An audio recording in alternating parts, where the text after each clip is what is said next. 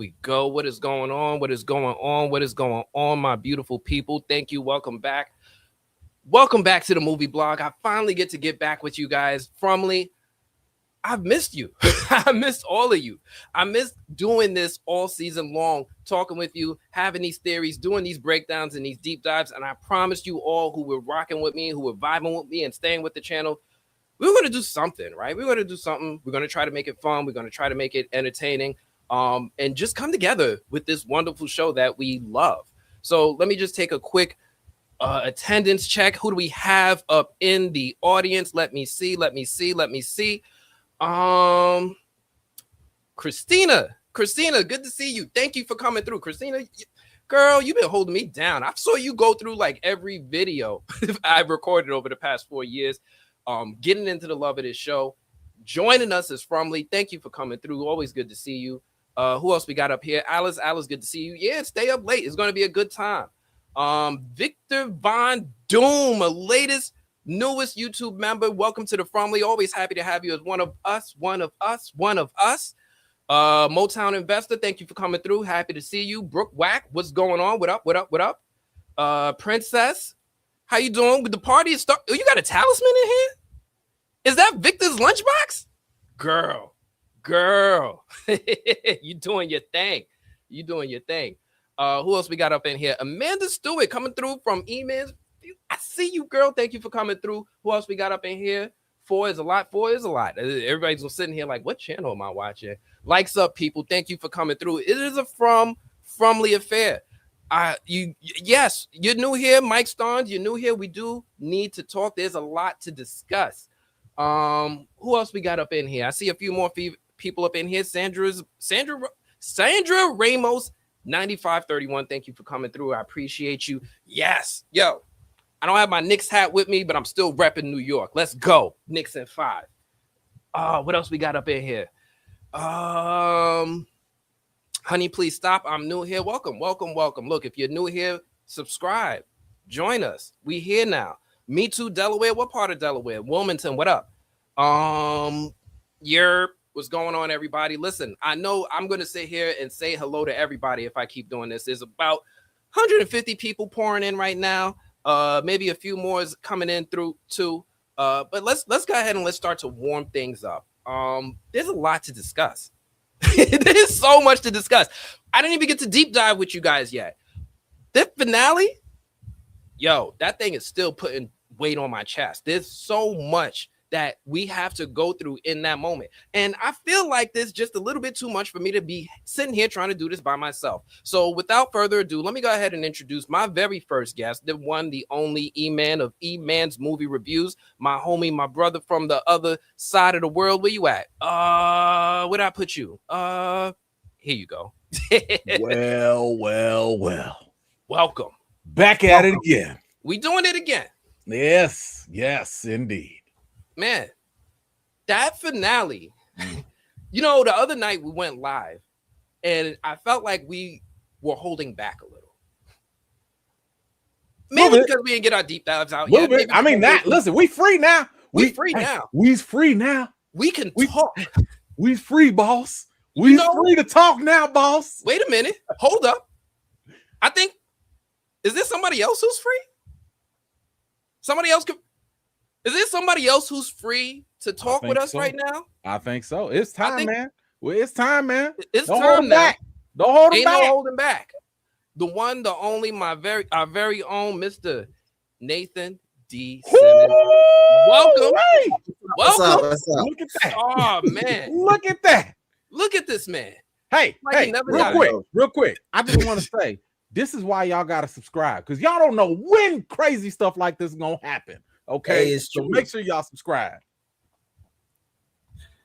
Hit the button, man. We don't know where it's at, but I'm trying to look for it. Hit that button right there. Hit that button. Hit that one. Yeah. Yes. When he said the like button, come on through. We got 228 people up in here, and we all want to talk about this show that we love. So I think that we're going to start to see a few things happen quickly. Nathan? Frumly's got some questions. We just got a couple. I'll try to answer what I can. you got a couple questions because you are unquestionably one of the most interesting characters coming out of this season. You know, I started off this season with this shirt. You guys remember this shirt? The Go Home Elgin? I was like, man, Elgin, man, he's I don't like what he's doing to Fatima. He's believing this kimono woman. It's not giving me good vibes. Elgin just needs to go home. But this season, man, I had a complete 180 with your character, my guy. Like, you completely turned it around for the Frumley. I have to ask. I clap for myself. Yes. How does it feel to feel? I clap for myself. Do you feel redeemed? Like, did you go to John and be like, listen, man, don't be doing this again. Give me a new shirt. Like, how did that go? No, every time I talk to John, I'm always like, hey, John, listen, I got a crazy idea. I should come in and like fight one of the monsters and then go and like grab boys, like just the craziest ideas. And he always just looks at me. He's like, no, that's how the conversation always goes. No. I just wanted to grab boy's gun just once. No. You should have grabbed Clara. That's who you should have. You should have hit her with the swim move or something. I should. Man, I really thought she was going to get one of them defensive line, like one of them joints. Get out the way. Something. Mask in the helmet in the chest. I put it in. Yes, I should have. Oh man. They've been like, hey, John, wait, John, actually, I have a better idea. What if? No, that's what I should have hit it with. I just hit Clara like that.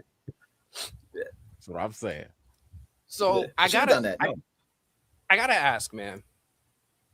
I know I asked you this before, and I don't think anybody has actually seen it yet. But if you could just kind of talk to us a little bit about that scene, that day, walk us through your experience in your final moments. Yeah, it was geez, I don't know. It was a really good moment. You know, usually in film, sometimes you block shoot a lot, so like you'll shoot maybe your death scene earlier, and then you'll go back and do the other bits and pieces to connect it. But this time, what I really enjoyed, and I think my death was like one of the only ones like this. We kind of just shot straight to that finale, right? We did the hand touching where Sophia and Clara, they cornered me and whatever, and Sophia touched my hand and froze my body. See, y'all didn't pick that up. Sophia froze my body when she touched my hand. That was supposed to happen. She froze me when she touched my hand. Wasn't I just standing there like, bro, I see so many Patrick Star memes, man. Like, I was like, damn, bro, she's magic. But she froze can't control bodies. That's a good point. Yeah. Okay. And so we did that. And then we came back. Oh no, actually, I lied. We did the sitting at the counter first, at the table first. We did that. Then we did when she touches my hand. And then we just did from that straight into the back. But it was really like, it was magic because it really felt like I felt the climax of that scene at the same time where, like, you know, Elgin moved on when he passed away, where he escaped. I don't know how you want to say it, but when Elgin took that next step, I felt like, you know, I felt that character come off my shoulders, which was beautiful, you know, and I felt like I did everything could have done. Yeah. You know, it's interesting. I'd love for you to respond to one of the fan theories that are out there, you know, whether you believe it or not, is that when Elgin passed away, it just so happened to turn into sunlight again, daytime. Yeah. Do you think that was tied together, or was it just kind of like a coincidence? What do you think? What can I say? Hold on. I'll say this. I'll say in my, you know, my prep for the scene, I kept saying, oh shoot, Elgin like Jesus. That's what I kept saying. I kept saying like when I think in the Bible, when Jesus died, I think it went from day to night or something like that. But this storms, like lightning, all that stuff happened. Yeah. Yeah. Well, I felt the same because like it was nighttime, and then he just when Elgin finally died, it became day. There was no, I guess. There was no like a direct thing that Jack or anyone said to me because they're very particular when they talk. Yes, but he did say like that when you die, they are telling in the crew to work with us because I was done Practically. It wasn't like a CGI, like they actually moved like this like big flag out of the way, so it looked like the day sped up or whatever, like the sun rose quickly. And so that faded out, and then I had to time my scream to when the day came. And one note was that it's supposed to like, you should feel like if, you know, I just had a few more seconds, it would be daytime and I could hopefully escape or something, right? But I just missed it. That was one of it. But yeah, that was intentional. Of my death with the daytime, that was a intention, but I don't know why yet.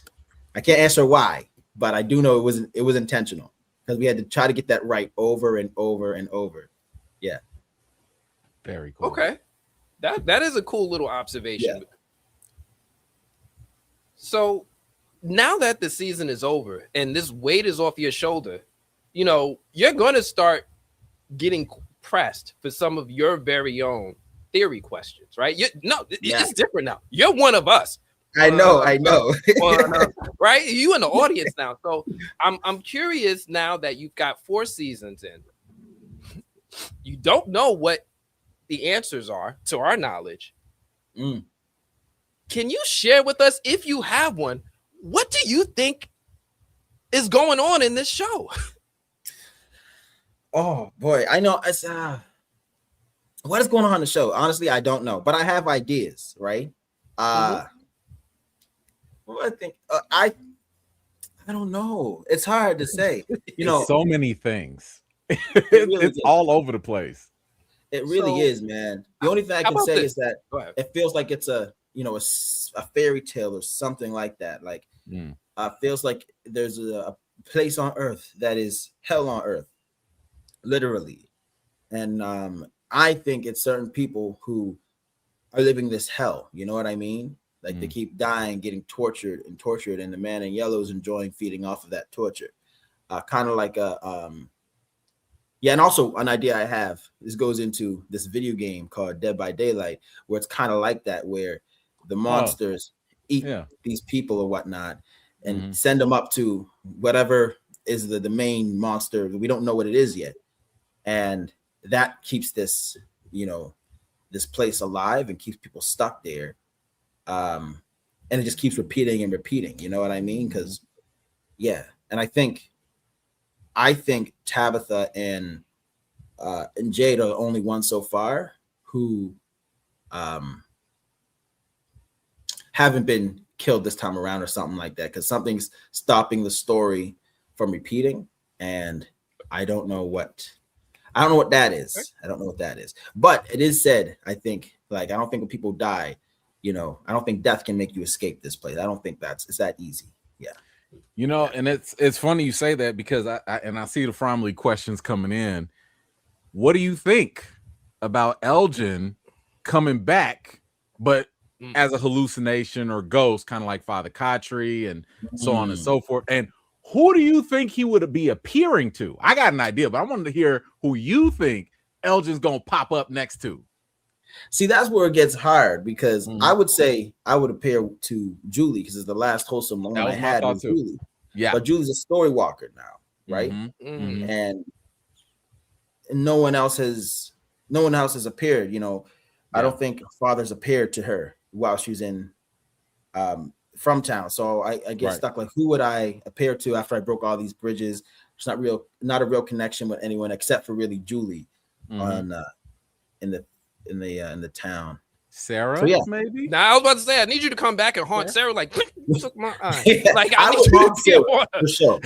I would haunt Sarah for sure. Actually, go ahead and haunt Clara too. Haunt both of them, okay? Because something needs to happen to Clara.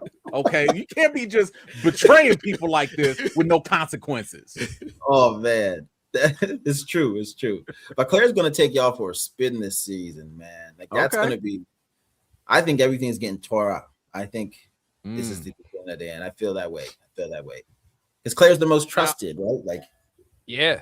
Well, nobody suspects her at this point. Well, actually, because and I want to make sure that we are not going to get you in any trouble.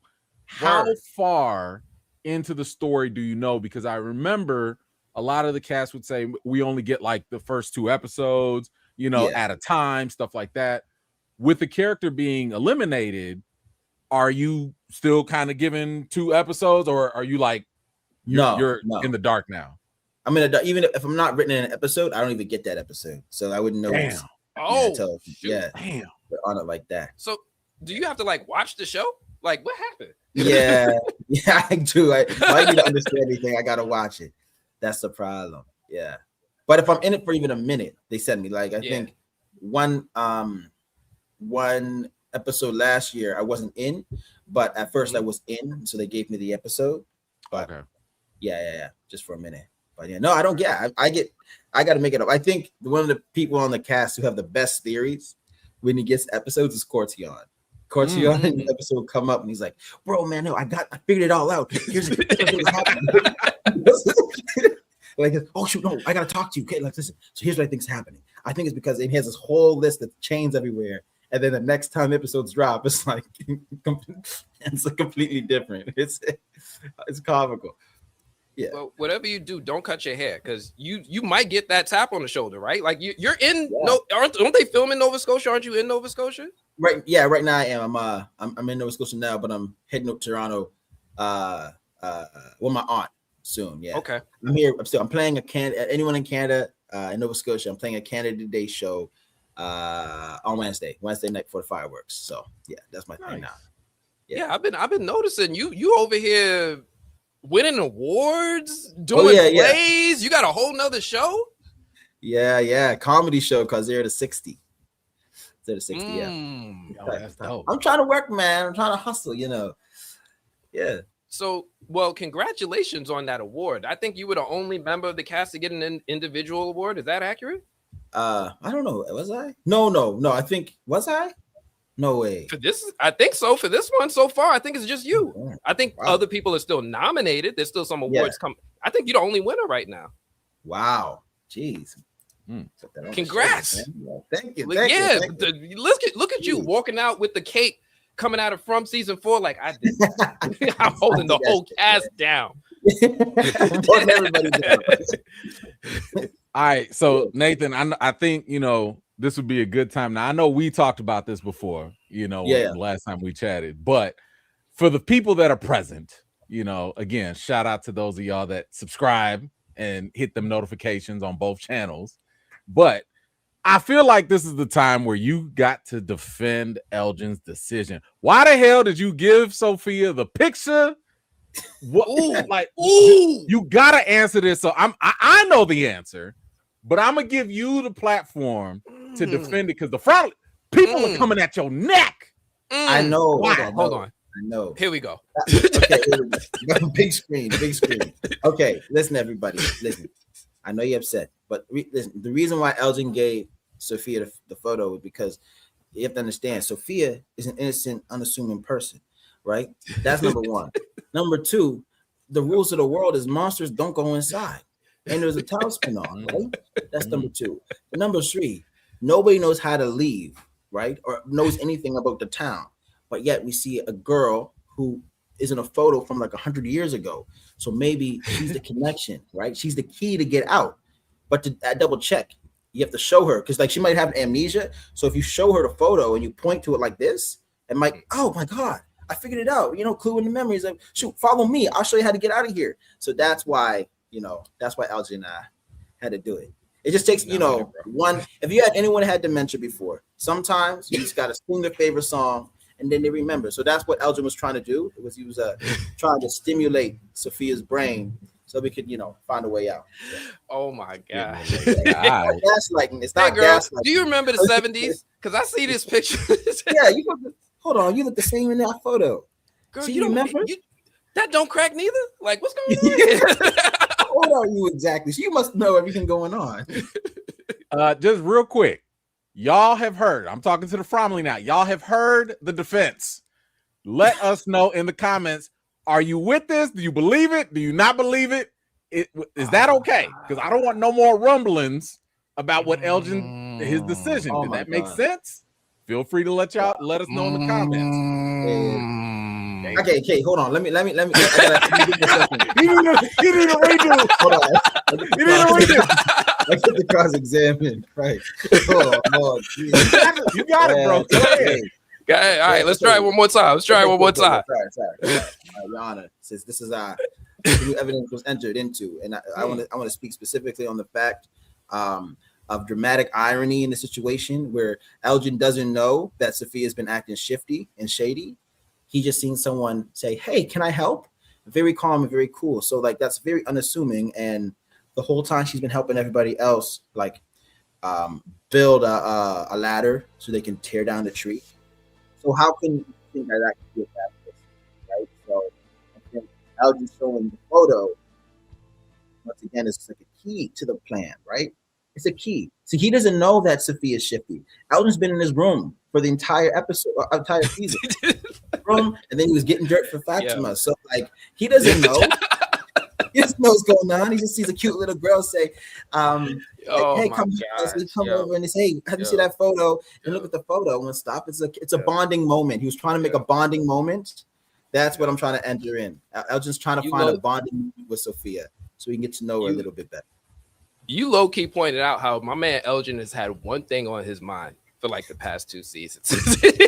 First, he's hollering at Sarah. I was gonna say, this man loves Bond. He so loved the Bond. Yes. Hey, Sarah. Hey, girl. Hey, he sure knows how to pick them. He does. You went for Sarah, you tried with Julie, and now with Sophia, bro. Listen, crazy ain't bad. Sometimes crazy is the best loving you'll get. Listen, all I know is Dr. Umar will be very upset. Very disappointed. I know that much. Feel like, what is happening, my brother? Didn't know either one to pick from when we go for back to. That's also true. Slim pickings. You got what, 47 people, 46 people. Listen, Dr. Umar would say, "Oh no, I can't say that." Nah. Oh my goodness, the wild stories. So, I got questions. I got some more questions. Go ahead, man. Great. So, I've been looking online, and you mentioned like some of these things were going to come out. But when I look online, the cast, you guys seem to have a really good time when y'all get together. Oh, and I think it's starting to feel like it's a tradition. I see these photos of y'all. I don't want to say stumbling because it's not a video, but y'all look like you have help walking through the mean streets of Canada. Listen, and it happens like every year. I'm curious, like, how do these things happen where I see photos of you and the cast walking through the streets in Canada in costumes? Like, I'm gonna try to pull it up, but if you could kind of talk me through it, I'm gonna pull up some of these photos I have of you guys. Oh boy, I think I saw Accordion walking around as Cyclops. Somebody was a Tooth Fairy. What is happening? Wow. Oh yeah, man. Ricky the Tooth Fairy. I was Cyborg. I wanted Cyborg. Nice. So Cortion, me and Cortion, and I think who else? I forget who, but like me and Cortion talk because one of my favorite holidays is Halloween. Cause I love dressing up, as like creatures and stuff like that. And every year so far, Cortion has there's Sam Brown. Cortion has does a Halloween party, right? And he hosts a Halloween party every single year. And that's it. Like the first year I remember we did it, the Halloween party I think that was the craziest. We went to this club and a few people, and I knew some of the bouncers in the club, right? And a few people were they were gone. And so the guys come up to me and saying, "Hey, Nathan, you got to get them out of here." I'm like, "Okay, no, chill. They're chill. We're gonna hold on to them. They're fine," because we were just turned, right? So it's a lot. We love to listen. The family, especially the young people, not even the young people, all of us. Scott's outside. Yeah, we like to be outside. Harold does too. Oh yes, that's Cortion right there. Harold does too. Harold, like every night, every Wednesday, there's a club. Harold, Liz, us, we all go to every weekend with live music and stuff. So yeah, we make sure we try to enjoy our time together as much as possible. Yeah, excellent stuff. There's the boy. There's the boy Cordion right there. I'm going through some other stuff here. Sorry, say it again. You guys got to get him on. I do. You know what? I'm gonna try to make it happen. Next time, let's see if we could get like a group thing going. If you're available, if we could get Cordion on, I'm gonna see if we could get a whole thing going. Yeah, for sure. Yeah, I got some things I got to talk to Cordion about. Specifically. Yeah. I mean, there's this running meme. I don't know if you guys have heard it about Ellis's character.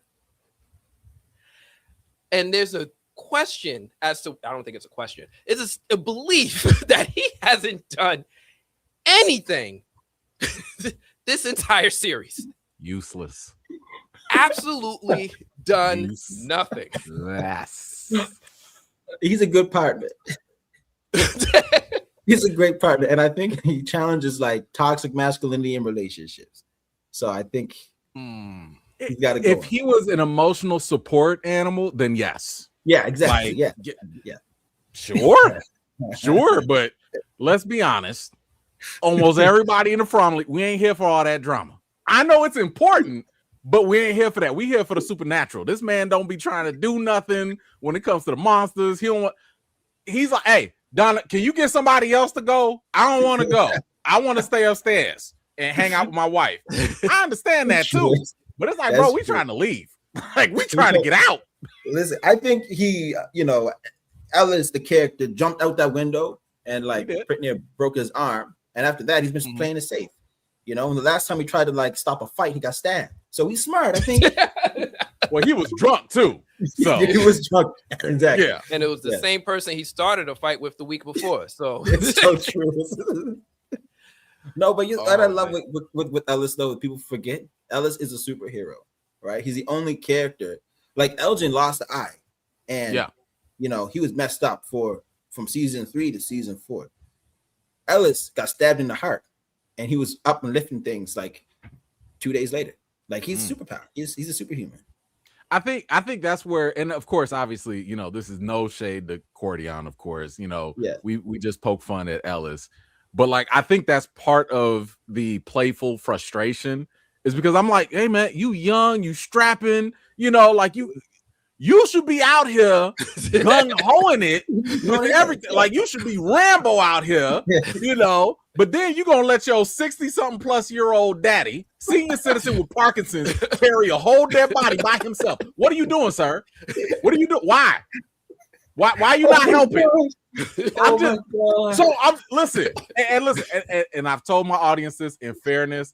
I brought this up to Cordion and he agrees. He's like, yo, I want to do something. He does agree. Yeah. But I don't know, John. I don't know what it is. John got to put the kitty gloves on Cordion. I don't know why. I think they're saving something for season 5. I think I hope so. I'm rooting for him. John Wick in that. It's gonna be like John Wick.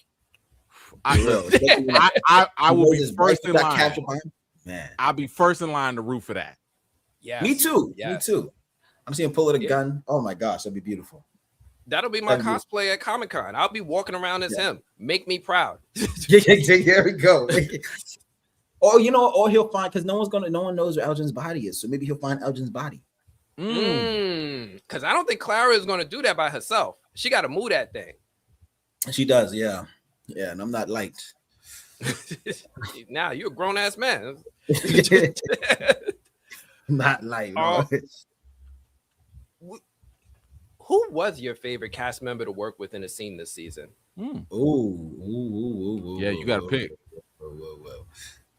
My favorite cast member. Can't say everybody. I know. Or do you have a favorite scene? How about that? You got a favorite scene? I'll take a little pressure off. I like the scene where I get to stab someone. I stabbed Roger. That's my favorite. Yeah. Yeah, and I got the stab. Yeah. My favorite scene. Oh my gosh. That's hard, man. There's a lot of really, really good scenes. Like the first scene of the season with me and Harold. I like that one. Yeah, I like that one. I like me and Fatima scene in the kitchen. That's another one that I liked. I like working it together. I like that one. me and Julie's scene, you know, first time I got to back with Julie in her wig, you know, that was a really good scene too. You know? Wait, in the diner? Yeah, in the diner. Yeah. Okay. First I thought you were talking about it in the basement when y'all was kikiing, you know, and with all the dress up and all that. Yeah, it was looking up. No.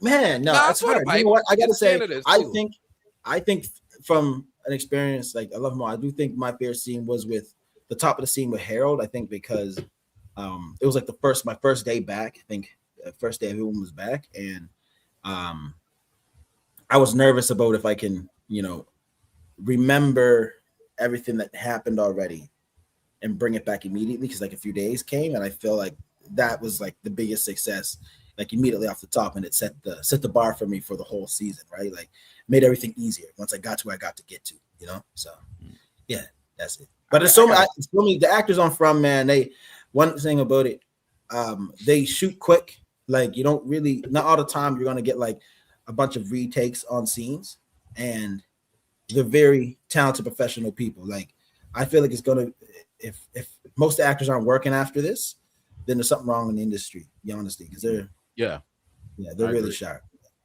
I got a question, and this is again, I'm trying to ask questions for the Fromley here. One thing I've noticed, and I'm not gonna say whether this is a good thing or bad thing, I'm gonna let you interpret that, is people will, when they see these interviews, when they see you outside of the show, they be like, damn, Elgin is fine. Wait a minute, what? Yeah. Good looking. Yeah. So I guess my question is, do y'all just wake up and just go right on the set, or is there like a makeup process to kind of make y'all look kind of down and out, you know, not normal? Like I'm trying to be nice about that. I'm not saying they make y'all ugly, but I'm just saying you get I hear it. I know. They said it. I think y'all are beautiful. I think all of y'all are beautiful. But like, when you see that reaction, how does that make you feel when people are like, dang, they fine? I just be like, I don't look like, even right now, I got a goatee. Like, do I look different right now? Like, man, I think it's because well, first off, let me say, they mess my hair up on purpose, right? And one of the hairstylists is, you know, she's been doing hair for a while, named Ting Ting, you know, black woman. She's been doing black hair since she could walk. Like, and she messed up like pulling it and stuff, and twisting it and adding spray, so I look right disheveled and stuff.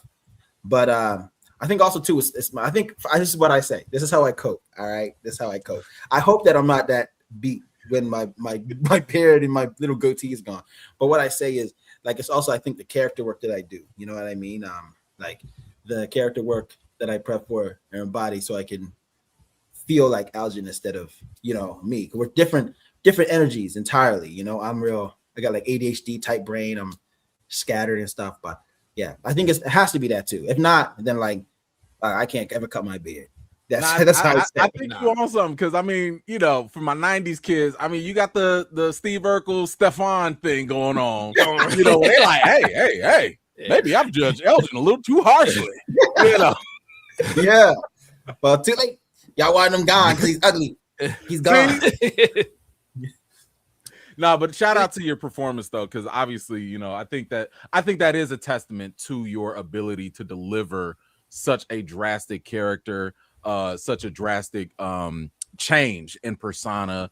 Because I think it's also similar to Scott, you know, who plays Victor, right? Like he don't look like, that's night and day as well, man. You know, and like it just blows me. Even when they showed it in the show between Henry's him and Nightmare Victor, that was a shocking moment in itself, you know. But yeah, no, shout out to your performance, man, for real. I know. And then my aunt, I remember I was in like my aunt in Ontario. I was with her, and she was calling her other aunt, her sister, who's in Delaware, and they were talking about the show. And they were like, I'm not gonna say the names, but they're like, so and so. Do you see Victor? Oh my gosh, he looks so good. I know he looked like that. Why they got him looking like? I'm like, okay, you guys, yeah. Right, like I act too. Come on now. Yeah, it's my show too. It's not just me. It's not just me. It's good. It's not just me. It's also Scott. Yeah. Scott. Well, you touched on something interesting here, because you mentioned Tink Tink, and you have a black hairdresser. Oh yeah. You just say this all casually. I don't. This is not common in the industry where there's black people taking care of black hair. Yeah, no, that's actually. I think I've been lucky, you know, maybe because I had a black hairdresser, Ting Ting. She managed my hair. I think Carol's and some other people's. I hope so. Yeah, she was managed, and also we had someone else named Tony, like a white girl, but she's worked with black hair before and stuff. So I'm happy with those two, especially and Mindy touching on my hair and stuff, right? But usually when I'm on set, Ting Ting is the one who makes sure that I'm looking camera ready and stuff. And that's special. I've been lucky because there's another show I had the chance to work on called Washington Black, and on that one too, everyone was black, like the makeup artist Jeremy getting Dell. On these progressive shows, man. Yeah, I do. Yeah, he's doing his thing, man. Yo, you're blessed. Black. Yeah. You know, one of the things I noticed about From E-Man and I often talked about was how diverse this cast is. It made us feel welcome. It opened the door for the Fromly to be who we are now. That's true. I remember talking to Angela, and she talked about how behind the scenes, and she's a huge advocate for fairness and equality with her work, with her organizations. I've never heard of a set like this. Like you guys are an anomaly. This is such a unicorn show, both in front of the camera and behind the camera. I what is it like for you? Like, have you been to other sets where it's like different? Yeah, like, no, this is normal. Oh no, man! My agent. So many shows, so many shows where it's like, I don't want to say no names, but some shows like people having like almost like protests, like the black people on the crew at Nova Scotia were like having protests, and some of the actors were too, and they had to bring it to producers and stuff like that. Like I've been on shows where black people were very disrespected, right? And it's being from just the black perspective. And so when I came on From, and the first interaction was Pega was speaking to John about something with her character and Iranian heritage, and John took the time out to go and talk to her. You know what I mean? Which is very special, and try to adjust things so that she felt safe and secure. And same with Angela. Angela, she wanted to speak to John about some things, about being black and representing on screen. And John took the time to hear her out and try to adjust. And like that's, I think from the top down, I think that's just a beautiful place to work, and it makes you able to do your best work because you feel welcomed and not like uncomfortable because of like what you represent on the screen, Yeah. Hair has been such a big topic of discussion this season. Did you try on Julie's wig? No, I didn't. I swear there's going to be a photo of y'all back behind the scenes. People passing around her wig. I should have. Oh my gosh. No, I didn't, man. Dang. I missed out. Actually, the better question is, how do y'all react when y'all saw the wig? I've seen Hannah. She was like, she had preferred to just have her hair cut, but they was like, nah, some things could happen or whatever. So they put the wig on. Like when y'all saw the wig, do y'all just be like, oh, that's nice? Yeah. Like what Hannah, do y'all say? Hannah, you look great in that wig. Don't listen to any of the haters. Hannah, you beautiful in that wig. Yeah. But does Nathan like the wig? No, I think it's funny, man. Like it like sticks up in the back and everything. That's comical. I see some things in the square on the screen and like the DOP 10 or whatever. And it just see like sometimes she would move and the wig staying back there. Oh man. I know you kind of fan out, especially with Cordion. Do you have like a favorite theory right now that like it ain't got to be the biggest theory or whatever, but like just something that you're like, man, kind of like this, or I want it to be true? Really? Like no, not yet. I think like the theories that I was clinging on to, they kind of like got ripped, and so I'm trying to find the next theory that hooks me. And I was the theory that got ripped.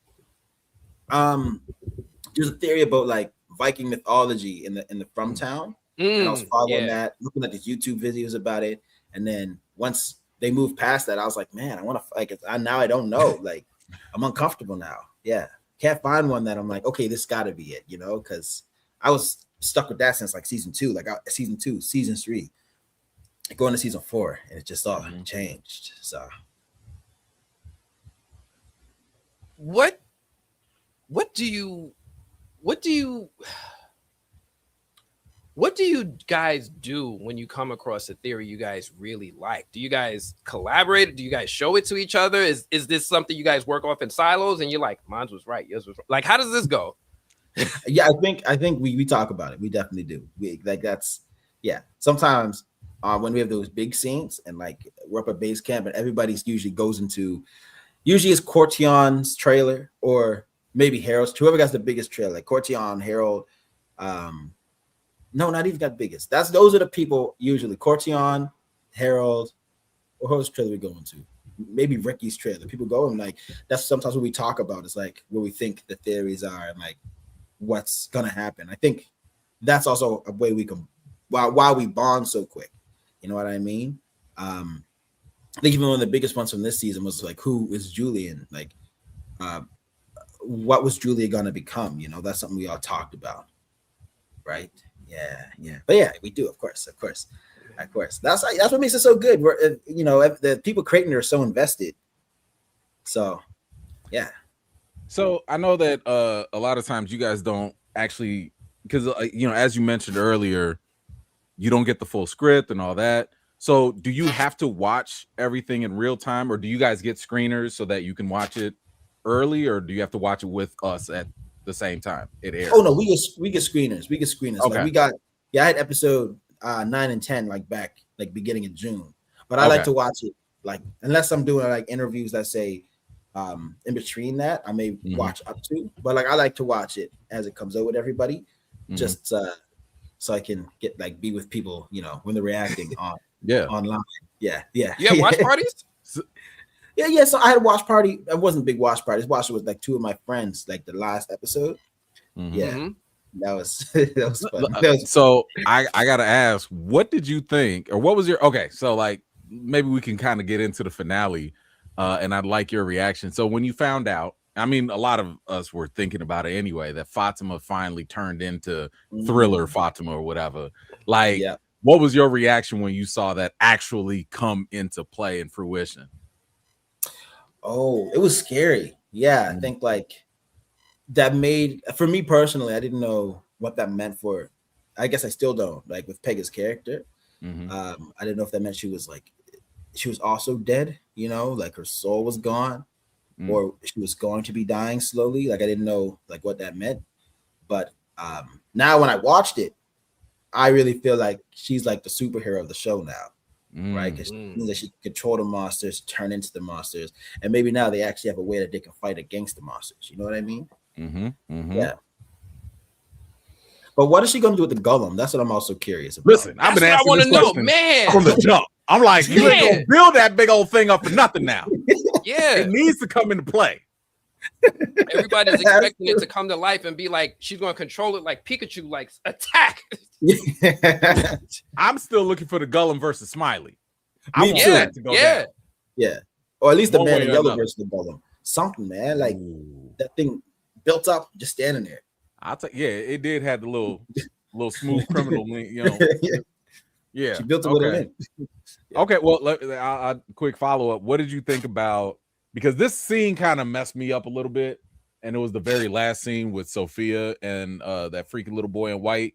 Like, what did you take away from that? Yeah, I think what hit me, which is very weird, is that Sophia was in white, but the Man in Yellow was dressed in Sophia. Yeah. So I was wondering if Sophia was and also like one of the kids in white, and maybe is the boy in white one of the kids that are also pointing? Like, is that who these kids? Oh, that's where my mind has gone to. I see what you're saying. Right? Okay. Because I thought like maybe the boy in white and Sophia working together, but the boy in white knows the Man in Yellow. Right. Yeah, but he was saying like this time we're going to win or something like that or something. Yeah. Like that there. But I think maybe it's going back to like those kids that run around pointing, who are also wearing something like almost like white dresses and white clothes. So I thought that was Sophia. Maybe is one of them. I don't know. That's where as far as I can get. Yeah. Okay. But I thought that was interesting. You ever seen any of them kids on set? Yeah, some of them creepy. They do the makeup good, but some of them real creepy. Yeah, they're really. Listen, same with the man in yellow, Doug Hughes. Ooh, Yeah. Like, my gosh, he's not even in character. He's creepy. Like, And it's so funny because he's the nicest guy too. He is. But like, I'm like, yo, I told him stay away from me. Like, it's creepy. Oh, they do a good job. They do. They really do. But I'll give a shameless plug. I'm working on a theory to explain who the boy in white really is. can I hear some? I think. Just let it out. It's yours. I know. But it hasn't been well thought out. So, but I'm getting the kinks out. I think that he does have a connection with the children that were sacrificed. Because one thing I was looking at when I was going over my theory, I was looking at the clothes that they were wearing. And the boy in white's clothes, that could be, I don't know. They're not like modern, but they're not like that old from the 1600s either. Yeah. And then I was looking at the clothing of the children that were sacrificed. And when I look at the clothing, I'm like, these could be within the same time frame, maybe, And I like the fact that you brought up the white, because a lot of times when you look at ritualistic sacrifices, what are they usually looking for? Virgins. What's associated with virgins? Wearing white. So I do think that there is a connection with them. I think, and I'm not gonna give the big thing away, but I do think that the boy in white knows the children in a very deep way. Yeah, I'll leave it there. Okay. Yeah. Okay. That's okay. Okay. You gave a lot of food for thought there. I know. Listen, I told you I told Anthony I was working on this theory like 2 hours before this happened. I was just like, I was in the zone, just like, oh, there it is. So y'all give me some time. I'll put the video together so it makes sense. But I do believe that they have a very specific relationship. And I would argue in episode 9, they might have given us a big clue right in our face and nobody realized it. I like the tease. I know. I'm sorry. That was good. I felt like that was written out like, it's coming. Yeah, it's coming. Set your notifications, y'all. Oh, here's a theory I have. Okay. Here's something I thought about, and I only picked up on this when I was watching it. I used to watch this show. What was it called? I think it was called The Cure, maybe. Something like that. But they had zombies, but they called vampires, but they called the vampires the Strigoi. And the way that they were looking was very similar to how the From people are looking. And so I think my theory with the From town and everything, I think it has to do something with people who are trying to escape death or live forever in this self-sustaining community that's off the grid. They all came here, but somewhere down the line with this deal, something got corrupted. And so mine's half-baked, but that's as far as I got. Listen, almost everyone's theory is half-baked at this point. So don't even feel bad about that at all. We all work together. Yeah. Oh man. No, that's good though. That's Listen, that's good. When I get it done, I'm gonna send it to you. So please, Yes, I got you. I'll sit in that, stew in that. Yeah. Oh my God, that gets me excited. Shoot. Oh, it's called The Strain. Yes, The Strain. Thank you. The Strain. I was like, The Strain. I remember The Strain. Like, what is this? Yeah. Listen, I thought this was something Canadian. I'm like, I ain't get that channel. Yeah. But no, The Strain. Yes, that's a good connection. I like that. Yeah. The Strain. Yeah, that's it. Yeah. So I think it's just something with vampire. I really feel that's something to do with vampires have to be invited in, but they have a talisman instead of like the invite in. And I think somewhere along the way, kind of like in The Strain, they're trying to find a way that they can live forever. Maybe it's off of this old vampire that's down in the ground, rooted through the tunnels, and all the other people who are vampires now live in those tunnels. But everyone also now can live forever. but metaphysically, and that's where they get trapped in this web. Yeah, that makes sense. That's where I think I'm going. Yeah. All right. They did have like worms in there too. Yeah. I feel like I've been monopolizing Nathan's time this night. Oh, I don't want to keep you. Oh, yeah. No, I ain't kicking you out. This is like almost like a little check, like how much time we got. But I do have more questions. Because you're giving us so much insight into behind the scenes. What's one thing about filming From that fans would be surprised to learn? Oh, most days are only like 10 and a half hours long. I think that's what's crazy. Oh, wow. Yeah. Most days are like, yeah, it's a dream job. Like, yeah, so of course you got longer days. Some go 12, some go 16, but a lot of the time, man, when the sun's setting, they're packing up and leaving. Like, it's just crazy. Is that just for one episode? Oh no, for like every day of shooting. For every day. Okay. Yeah, for every day of shooting. How long does it usually take to shoot like the season? Like 5 months. 5 months. Okay. Last year we went from July, I think beginning of July to the beginning and end of November, beginning of December, and then reshoots if they needed them. But yeah, 5 months. Okay, so I was trying to do the math because I want to say shooting starts soon, like next week or week, whatever.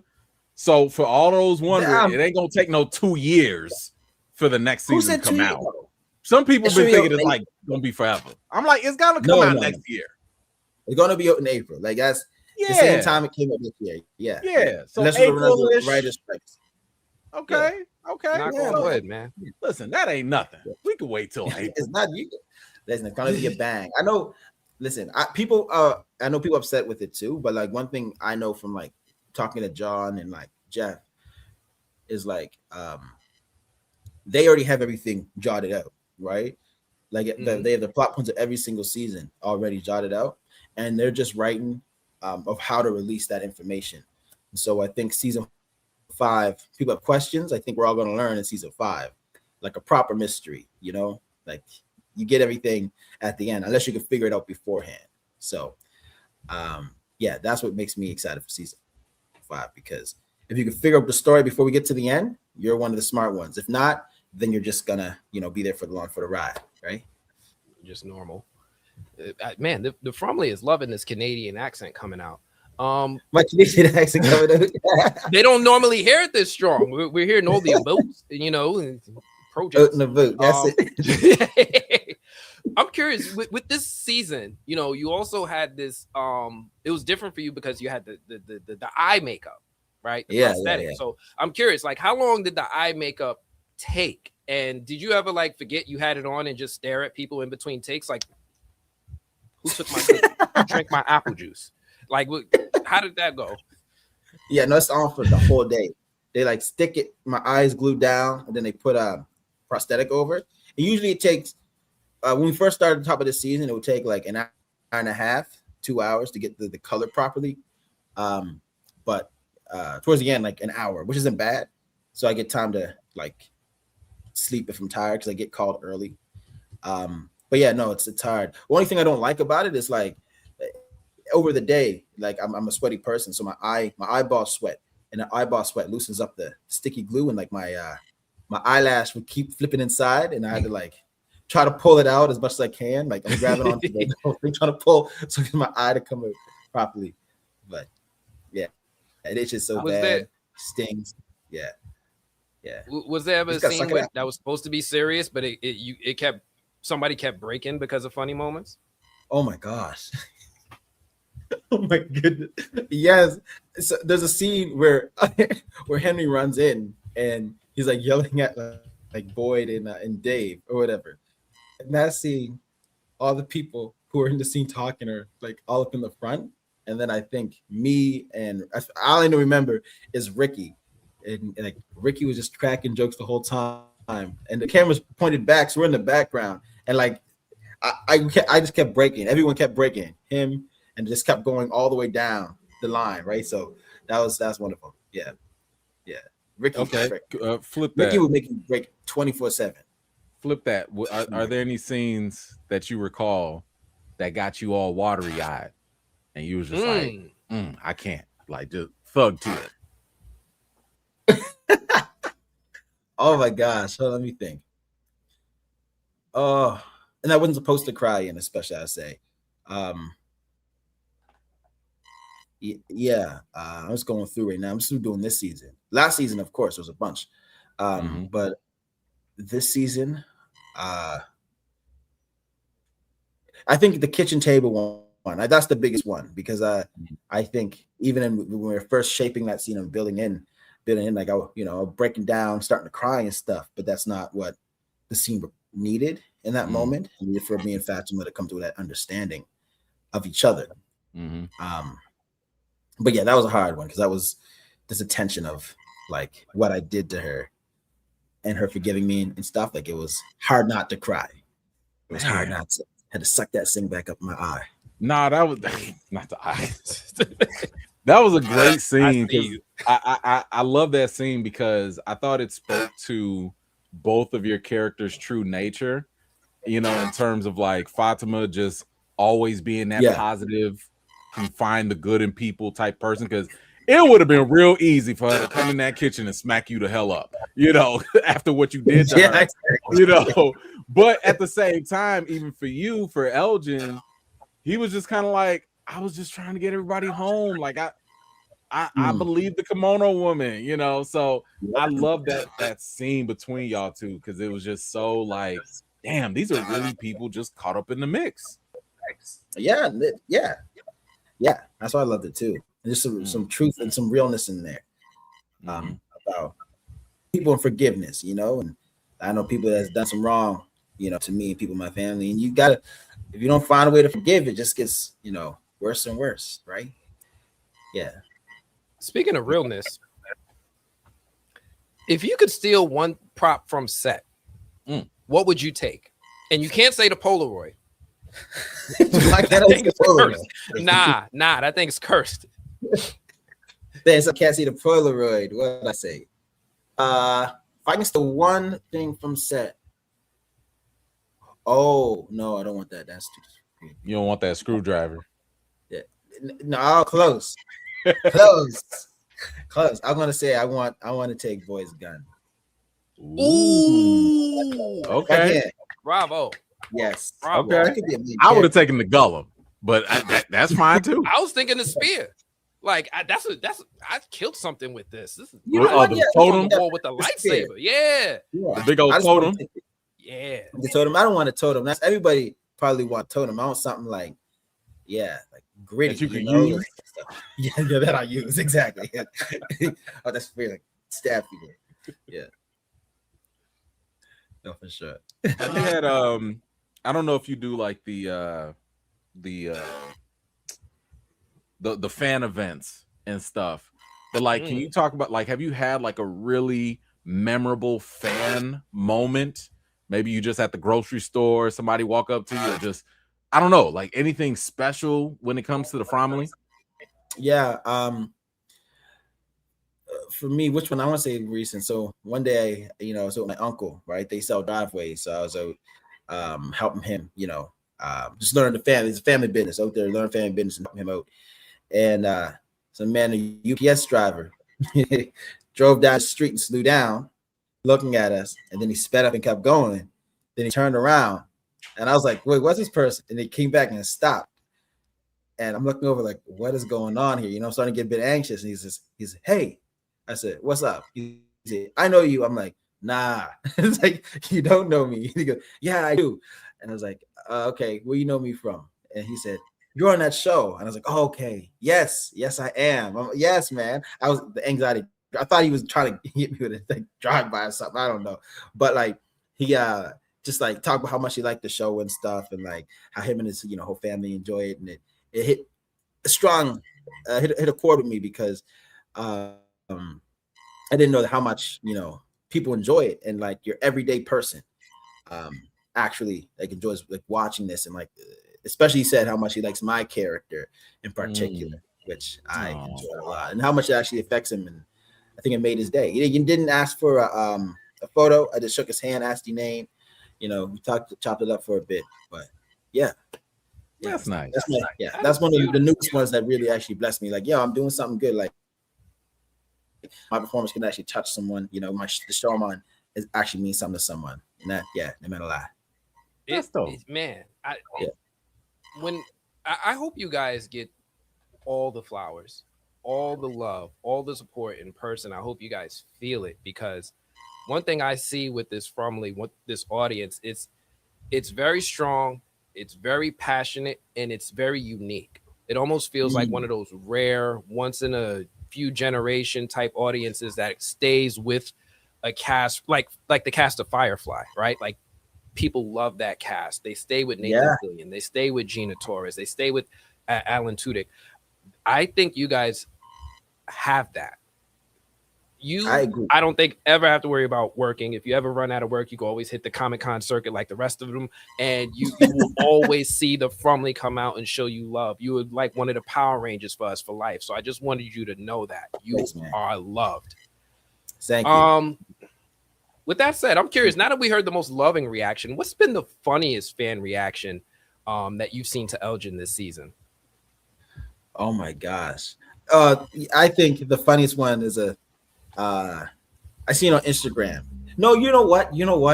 My fun was a I think it was a DM under one of my comments or one of my hidden DMs where this person was just cussing me out. The other character, and I was like, man, what are you doing? Like it's make pretend, you know? Like, why are you getting all this bad? What did you do? What did you do to piss them off?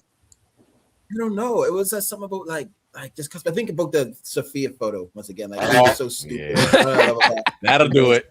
And I was like, that'll do it. Make pretend. Like, man. Yeah. That was the funniest. That was absolutely the funniest. Yeah. That recently, it's been other ones that I find were hilarious too, but that was the funniest. Actually, had me laughing. All good. All right, Nathan, man, we definitely want to respect your time here. Are there any parting thoughts that you have when it comes to the fandom, the show, anything you want to leave us with, brother? Oh man, I'm gonna say thank you. You know, I feel like the fans are great, and I want to thank you, E-Man and Anthony, because I think you guys really did, you helped really push the show into bigger horizons. You know, you're helping build the community, and the community is what the show is. Like, the show's good, but the community is what makes it as special as it is. So I want to say thank you, and hopefully, if they're writing and they're starting to write, and they're like, dang, we're missing something in this show. Hopefully they say, I know, get Nathan back. Hopefully I get brought back. But if not, man, this has been a pleasure, and maybe sometime in the future I'll be on another show that like has as much desire and talk to, and we can chop it up again in this type of medium, right? So yeah. All right. Well, listen, we're hopeful for it. We're hopeful to see more of Elgin. I'm still hoping that you come up and haunt some characters in season 5. I'm just going to throw this out there for E-Man. I know if need be, he's willing to be a body double, put on the eye patch, be a Colony House murderer in the backward. Just put a word in John's ear for him. I'll try. I will. K Sarah. Right. K Sarah. But thank you. But Nathan, thank you so much. I really appreciate you coming through. We always love having you. I can't wait to have you back, man. I'm going to hit you up when we get the whole gang here, like Power Rangers. We gonna form the Megazord. I get Cordion, I get you. Maybe I get Ricky. We get E-Man. We're gonna do this whole thing again. We got to get both of them. We got to get all of them together. That'd be all great. Of y'all. Yeah, the whole gang, man. The whole gang. Trust me, From is great, and interviewing people one-on-one is really good. But like, you got to get the gang together, and there's certain people in the gang that takes the professionalism out of the room, and that's who you. Yeah, that's what you need. Yeah, this is what needs to happen. Yes. Hey, before you go, any other things that you want people to check out? Anything, movies, TV? You know what?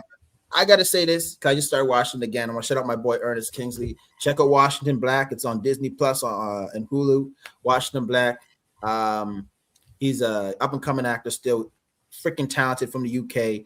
It's a great story. Like, it's blackety black. Like, it's black. Yeah, you're gonna enjoy it. Head to toe. Jeremy Dell did the makeup for Keke Palmer's new movie that came out. Also did John Boyega off of Woman King. So do have some high class black. I'm trying to find where is my God. You know, the people who do make what's that part of the crew? You know, them people who do the hair and stuff, high class, upper level stuff. Stylists. So, stylists, yes, and crew members. So support that. And if you can, it's not out yet. You know, the one towards it when 0 to 60 comes on, more streaming service. Check that out. You know, black sitcom about black Scotians in Canada. So nice. Oh man, this I gotta see. We didn't know you were out there like the Irish ones, Black Irish. We didn't know y'all existed. So now that we know, we need to see more. Black. Oh yeah, man. Listen, read up. Black Scotians been around for a while. That's why people. Okay, fun fact. I know it's getting over. That's what people say. I get comments all the time. People say I'm either from like down south or some people think I'm from the island. But that's just like the natural kind of sing-songy of like the black. They're called black loyalists that came from like down in the States somewhere like Virginia, Georgia. I know some of my family line goes down to Georgia with winders and stuff. But then they came up to Nova Scotia around the 1700s, and that's where they started to hold themselves. So there's a history there too people don't really know about. But yeah. Okay. Yeah. Somebody did their ancestry DNA. All right, I see that. A little bit. All right, family. Hey. Y'all got him, Nathan D. Simmons. If you are joining the stream late, go ahead and rewind it. He already gave the explanation why he gave Sophia the picture. Don't ask this man no more. Okay, get out his man's DM. Don't cuss him out no more. All right, leave this man alone. But go give him a follow. Go check out Washington Black. Go check out everything else he's doing. Nathan, thank you so much for joining, man. We really, really appreciate you, brother. No problem. Thank you so much, man. Please enjoy. Till next time, y'all. Till next time. Till next time. All right, let's see. Oh, there we go. All right, man. That was fun. That was a pleasant little surprise having Nathan come through. I enjoyed it. I had a great time. We learned a lot of stuff too. I did not expect to learn as much as we did tonight. You know, I came in thinking we're just going to have some jokes, maybe talk a little bit of video games, Dead by Daylight, a little bit of From. He came in heavy. I love that. Nah, Nathan's that man. He is the man. Yeah, he's always welcome. He's one of us now. I'm going to just let him know what time we stream and give him a schedule. I'm down. Hey, do we have anything else that we got on the docket? I think we talked about a lot of stuff. I was going to Or do you want to talk about the finale a little more? I do want to talk about. I haven't spoken about the finale at all. Like none of my observations or opinions or thoughts about the finale are out there at all. Mm-hmm. Okay. I mean, so here's the fun part, and this is the part that I really enjoy. Mm-hmm. You guys don't get to see this. Me and E-Man, we talk all the time, and we often debate. And I love having these moments with E-Man where I get to debate and other people get to see it because it's fun. It's so ugly. It's so ugly. Y'all don't understand. My wife be in this man out. Like, no, that's not right. No, I thought you guys were friends. But he's wrong. No, but this is the way that we, iron sharpens iron, right? Yes. I'll be like, hey, bro, I got this there. I need to work this out. Or he'll give me his, and I'll be like, hey, you know what? Actually, some of them, you saved me. I was going to have myself out there looking bogus. Like, man, I think Elgin is looking a little sus. And he was like, nah, bro, chill out. Episode 10. Let me think real quick. Some of the main things that I really enjoyed about episode 10 was the pacing. I think one thing you always point out to me is the director, and we talk about how Jack Bender does the direction on some of the best moving, best paced, most appreciated episodes of the season. This episode, I really love the pacing. I couldn't believe how much stuff they squeezed into these last two episodes. Whether it was them starting the bone heist right at the end of episode 9, to them going all the way to Red Lightning and ripping out the bottle tree. Yeah. I love that this episode moved the story. However, which I think a lot of people have been wanting, right? People, I know people are like, yo, give me the supernatural stuff, give me all that stuff, you know, but it's kind of like, I've told y'all, the creators of this show are focused on making this a character drama first, not a mystery horror, which we want, right? Mm-hmm. So yeah, in these last episodes, it's like, what do we get? Plot, like moving forward. We don't care about your feelings. Moving forward, bottle tree, bolt of lightning, monsters. You know, like that's what the people want. You know, but you would also have a very short show if that's all they gave you. We probably have only 3 seasons if that's all they gave us. You know. It's like saying, do you need an appetizer or do you just need the main course? I mean, don't nobody skip the appetizer if it's free, by the way. Right? You might pay no $20 for the appetizer and a full meal, you know. But yeah, hey, listen, when they bring out that garlic bread, you gotta have a little garlic bread, you know. That little butter, man. A little water, you know. Nah, man. Fill it up. We'll never order no appetizers at Roscoe's. Don't start this. We go straight to that. Do they have?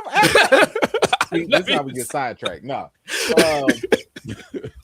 So, what was your?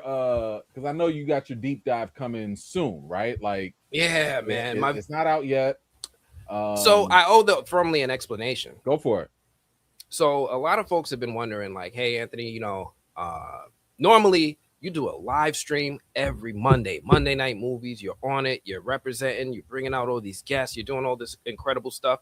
And I had all these incredible things planned out. Me and E-Man knows, right? For like 6 weeks leading up to the premiere we were just like whiteboarding it out, pulling out our hair, bouncing ideas. I'm creating all these plans. And then, you know what Mike Tyson said? Everybody's got a plan until they get punched in the mouth, right? Mm-hmm. So I had a couple incredible things happen to me. One of the first things that happened to me was I didn't know how. I'm not going to go too deep into it, but I had a sick family member that happened, and it happened right after episode 2 came out, and it was pretty scary, and I was asked to be a health proxy. So everything had to stop.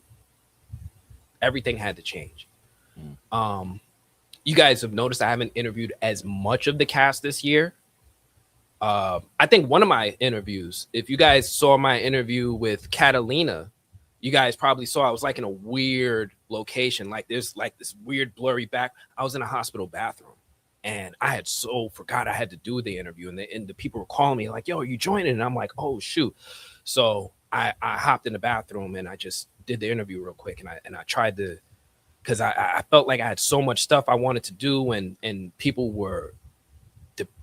had expectations on me, and I wanted to deliver, and then I had to make decisions.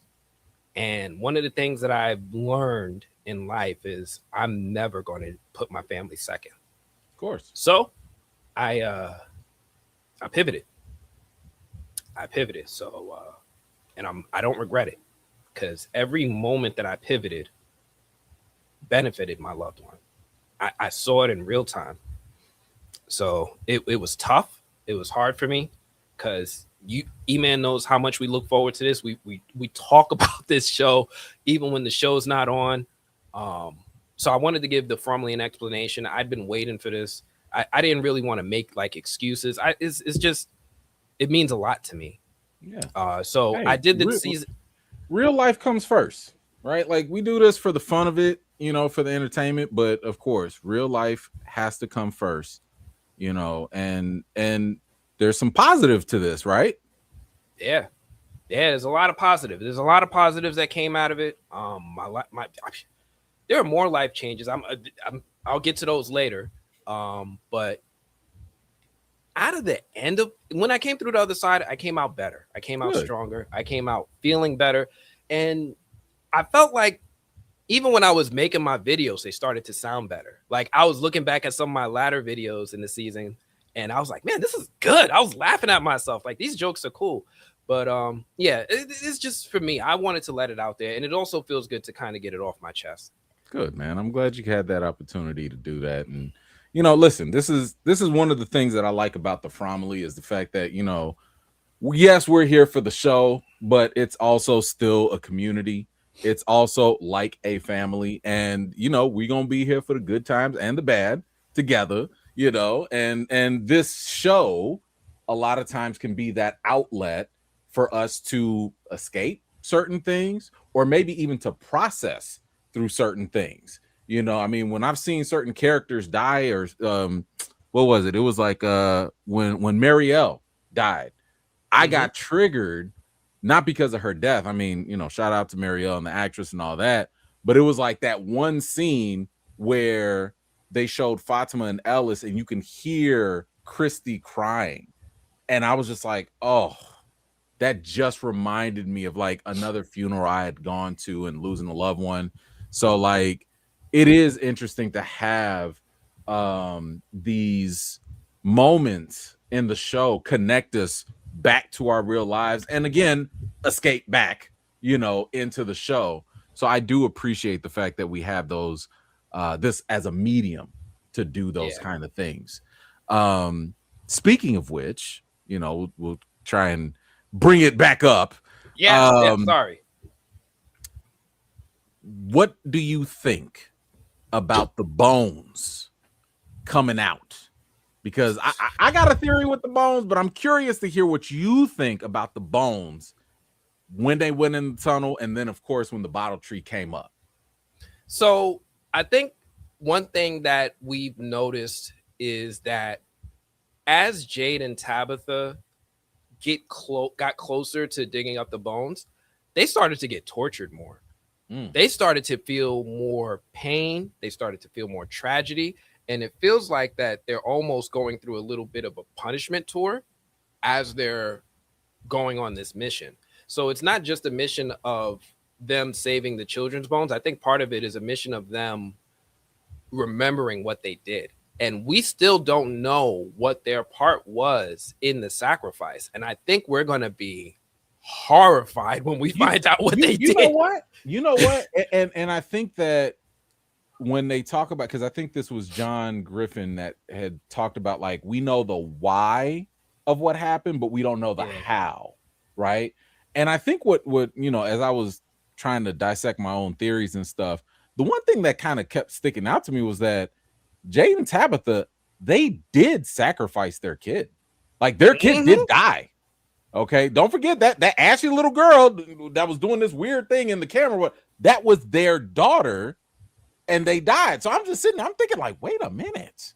In my mind, for whatever reason, I kept thinking to myself, oh, Jade and Tabitha, they were going to do the sacrifice, but then they backed out. But no, their kid died. So what now? What does this mean? You know, so anyway, that's just something else I was thinking of. But like, you're right. When they did start messing with the bones, at least Tabitha started to Ankui a little more. But that's also something interesting to me too. Jade don't be Ankuiing nothing. He had to have a mushroom trip to even have some sort of memories unlocked, I guess, if you even want to call it a memory. But like, he's not having the same type of experience that Tabitha has. And these are the only two people that we know that are actually reincarnated. So I have a theory, and I'll give this one out. I'll put this one out there. I don't mind. I don't even know if it's my theory. I could have got it from someone else, but I don't think Tabitha is the one who's supposed to save the children. No, I agree. Jade is supposed to be the one to save the children. Yeah. Tabitha is there. She's along for the ride because it's her daughter that was sacrificed. But one thing that came up throughout the season was the children were calling for Jade. Yeah. And even though she's having these haunting memories of the Ankui children, he's the only one who's been low-key giving off main character energies from season 1. From the moment my man learned that this was not a joke by his friend Toby, and he saw that symbol, he's been on a mission. He's been able in. to see the kids too. If I'm He not saw them mistaken, once. it's only him and Tabitha that have seen the kids. If I'm not mistaken, he saw them twice, right? So he saw them at the bottle tree, and then he saw them in the chamber when he went in the tunnel. Yeah, by himself. Yeah. And I mean, his past life was Christopher. Christopher was supposed to go through the tree and go to the lighthouse. But for whatever reason, we don't know why, Christopher was like, no, this place lies. Kind of like how Julie's been acting, right? Julie's like, nah, everything about this place is a lie. So I don't know what went down with Christopher, but yeah, it seems like Jade was supposed to be the one to go do whatever it was supposed to be to save the kids. I agree. So yeah, he's giving me main character energy. The Bones is gonna be tragic, man. I think that it's hard to say because we still don't know what they have to do with the Bones, right? And we haven't really seen them escape with the Bones. All we know is that they've dug them out and they've moved the Bones. Well, we know that. I feel like you're biting your tongue already. Yeah. This is what happens when we talk too much. I see it. We do know that they're on the right path. We know this because, as I've said before, and I've told my audience this too, when one or more characters confirm something, the same information, we can take that as a fact. Yep. Episode 8 of season 4, Maniela was like, you're doing something that you've never done before, and you're going after the Bones. So this is new. We've had this cycle over and over and over again, but going for the Bones is actually something new. And at the season finale, we saw the boy in white who was like, they've got the Bones now. So now that's 2 pieces of confirmation that the Bones are actually that's it. That is something that is actually specific to, because this place is built on rituals, that is vital to potentially ending this entire cycle or whatever. So we know that the Bones are important. We saw the look in Sophia's face when she found out that it was Jade and Tabitha going in there, because at first she didn't care. She was like, go for the Bones, I don't care. But once it was Jade and Tabitha, it was like, wait, what? Come again? So, but to your point, what they have to do with the Bones is absolutely that's the $1 million question, right? I mean, so go ahead. Now I'm gonna challenge you, because now I'm gonna put on my editor's hat. What did you think of that last scene? Give me your review. So I'm still dissecting it. What I had talked about in my breakdown was just the fact that I didn't like the idea that potentially we're going into lost territory, having a man in white or Jacob versus the man in black smoke monster. I know I haven't watched Lost. I'm just saying, I hope that's not where we're going. I'm not saying it is where we're going. I just hope they don't go too deep into that. I think there is room for possibility that it is something different. I have an idea that my current thought right now is that the boy in white is just like a lot of these other souls that are here. They're just trapped, because that's a reoccurring fact that has been expressed by multiple characters, that when you die here, people cannot leave, right? Or those souls cannot leave. Yeah. What I find interesting, though, is I think the boy in white is something completely different. He's similar to the people that have died here, but he's different because of different attributes and different things that he does.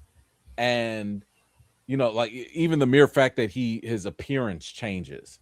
So something suggests to me that he is connected to this place because he changes right along when the environment changes. Right? We're not talking about like, oh, Father Khatri, he decides to be a boy and then all of a sudden he's grown up, and that's not what happens with the boy in white. So he's clearly something different but familiar in this place, especially with the fact that he's able to choose who he appears to or not. And it's a very selective list. Like everybody does not get to see or even interact with him. No. So that last scene to me was interesting in the fact that what it did was it confirmed to me that the bones were important. It also confirmed that the bottle tree, even though they uprooted it, that's not the final. That's just a hurdle. Yes. It's not like an end game, because it's not like the man in yellow was like, nah, they did they pulled the tree, so game over. He was just like, nah, they pulled the tree. We'll see. Right. So I think all that really insinuated, especially with the boy in white's optimism, is that with the bones, whatever it is that they have to do with those bones is now going to be much more difficult because the bottle tree is uprooted. And the other thing I've been thinking about right now is just, can't y'all take the truck and drive it in reverse and replant that tree? Is that hard? Right back in? I'm no gardener. I'm just saying, like, can't y'all can't just pull it back up and go the other way? I don't know. It don't work like that, bro.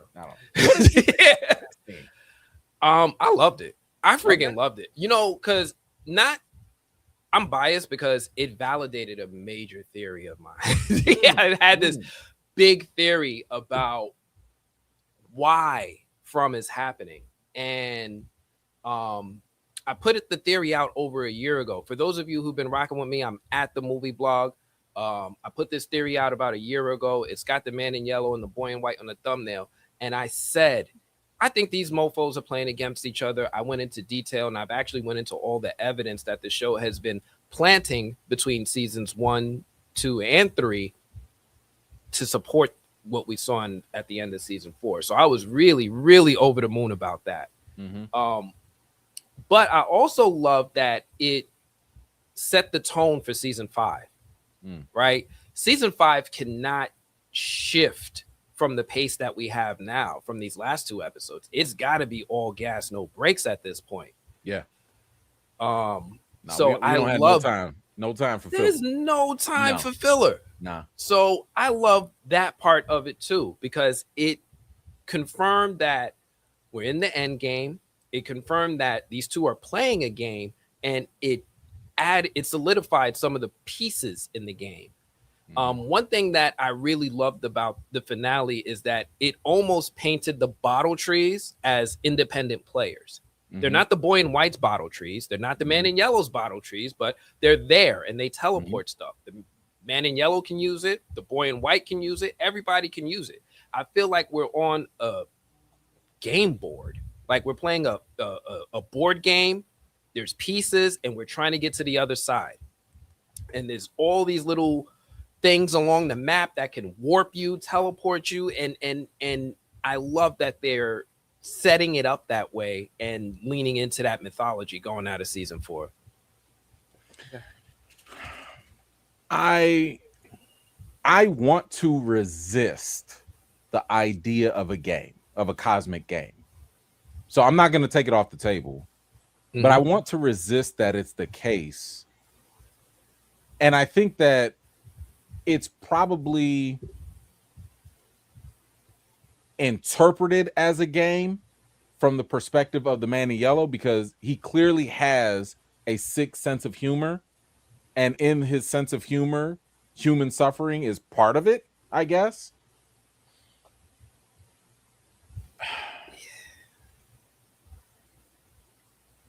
I don't know. I mean, I hope it's more than just that, because to me, I think it loses some of the stakes if it is a game, versus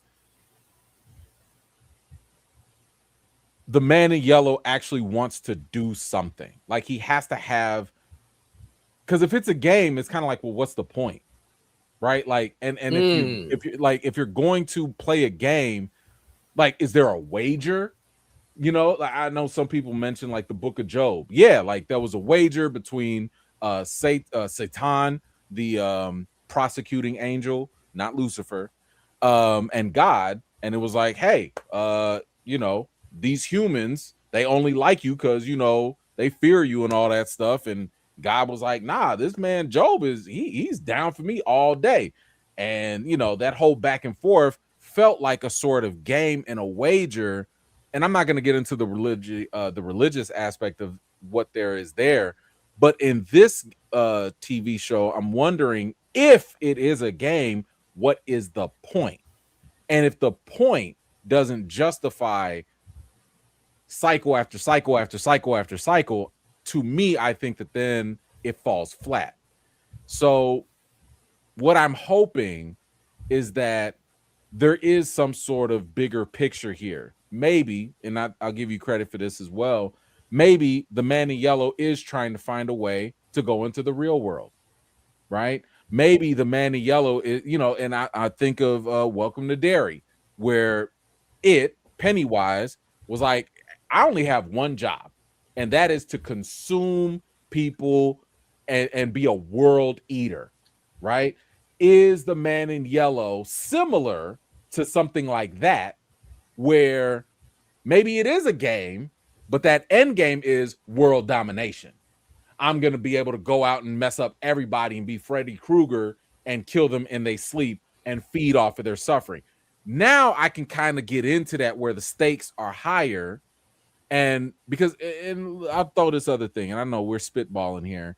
I don't know, and I don't think that it is a game, only because I don't think that the boy in white is equivalent to the man in yellow.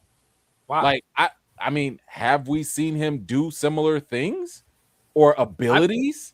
The most I've seen the boy in white do is, yes, he can appear and reappear to people, but I haven't seen him do any type of real magic.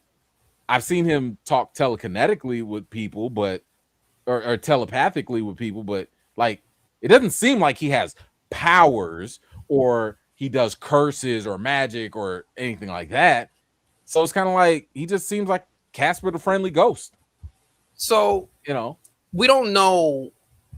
There's potential for him, and I will give you this because the show plays it loose. With Tabitha going home, there's potential that he sent her there. Yeah, potentially. Yeah. One thing we saw this freaky little boy in white do is pop up in the real world. He's not trapped like the rest of them. He can go to Maine, right? He was in the ice cream shop and everything. Mm-hmm. So he does seem to have abilities. Wait, did he send her to the real world, or if we go off of Dale's mini theory, does he just happen to know where the exits are of this pocket dimension? So I put that asterisk at the beginning because with the potential. But he definitely pushed her when she got to the lighthouse. He was like, look, this is the only way. Right. So that was all him. As far as initiating her going there.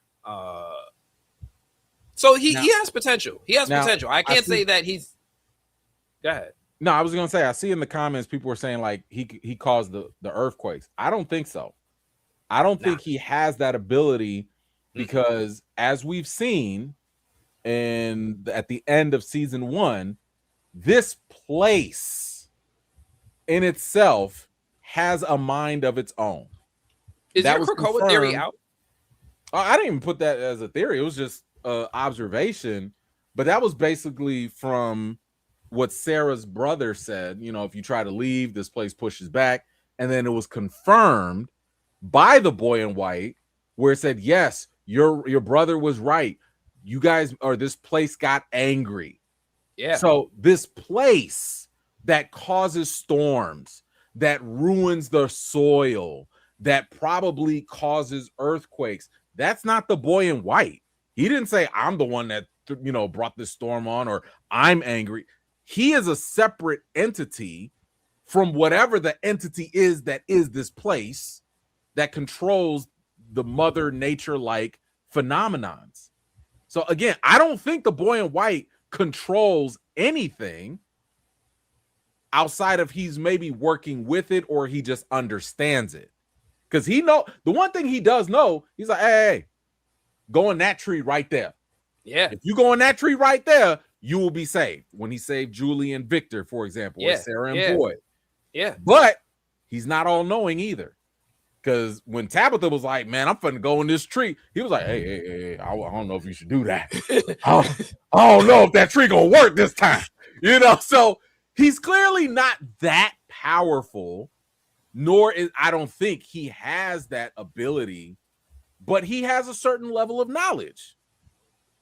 So you and I have talked a little bit about the place being like X-Men's Krakoa. And yes, this is a deep cut. Because if you're not reading the X-Men comics specifically, you're not going to know what we're talking about. So real quick, X-Men's Krakoa is a living island. It is an island that is actually a mutant that used to be a normal humanoid being, but his mutant metamorphosis turned him into an island. Mm-hmm. It's alive. He inhabits the whole island, and the X-Men actually lived on him for some time. With their own sovereign nation. So the point of this is that we believe from exhibits a lot of attributes like Krakoa, like the island, like the place itself is alive, like it's its own unique being. I've brought this up I said I think the trees are independent players. I didn't expand it to the whole place, but at the time I was like, yo, I don't think these trees are really rocking with the monsters. I feel like when Victor pointed out that the trees were moving, when we pointed out that trees block you in the road, when we pointed out that trees are your way to teleport to other parts of the map, it felt like the trees were kind of like Lord of the Rings Ents, the tree beards, the one that walk around. Yeah, I think you're right about that, and I'm gonna tease another theory. I'm gonna work. I think I'm gonna be able to explain the trees. But I think it's close to what you're saying. Like the trees they're temperamental, right? Like, I don't think that they are as random as, oh, if you drop something in there, you know, who knows where you go. No. Because clearly some people got the right pass. They got their passports checked out and they can go where they need to go. But you can't just be anybody, Dale, and go where you want to go. So, and we even saw that with with Jade's past life, with him under the boulder or whatever. I think it might have been one of his past lives that tried to go through the tree, found out. But yeah, no, I do believe that the trees, if this environment, if it's logically possible that this place can feel emotions, that implies that it has some sort of mind or consciousness. It's not outside the question that the trees also have some sort of mind or essence in them as well. Maybe they're independent. Maybe they are part of the larger ecosphere. But yeah, it would not surprise me. And I don't know why, and I don't know if you have thoughts on this. I always go back to Victor's drawing of a snow globe, of like the whole town or forest in a snow globe, and it's like, who the hell's holding the snow globe? Whose memory was that? Like how do you see that? Because they're supposed to either draw what they see or draw what they mama told them, and I'm like, what the hell? Did Miranda see that? What are we doing? And then there was another drawing with a big old eyeball in the sky. Yeah. Hey man, what the hell? Are they in?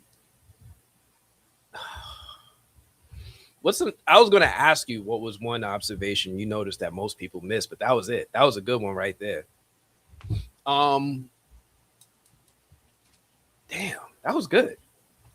You know, something I noticed that I hope pays off in season 5. Aside from these drawings coming to light, including Victor's red lightning drawing. He had a drawing of a red sky. This little girl took all the talismans? See, now a lot of Or people did she? they've been speculating. Did she? Did she? And that's an interesting. And I hate this because we don't know, right? Nah. We don't know. Did Clara just put a bunch of rocks in there and give them to Sophia? Now, first of all, if she did, she dumb as hell because Sophia would absolutely kill her for trying to trick her, Yes, and she Sophia would. dumb as hell for just believing and not looking first to make sure Yeah. that those are actually talismans. But yeah, there's a possibility that maybe Clara didn't give her all of them. Maybe So some talismans. I think people are speculating that one could be in the basement still of Colony House. Yeah. We saw her go through all the major places, right? She went to the clinic, she went to the sheriff's station. Yeah. She went to all the church. She went to all the major places and started collecting them. Walked around with a bag like, you know, she's the walking bus? around with Pokeballs. Didn't nobody go on the bus? No, do we? We don't know where Clara went. We don't know where she collect. Like there are talismans out there, and yeah, Boyd walks around with one on them things on his hip. As he right, should. he don't never leave the house As without he a should. talisman.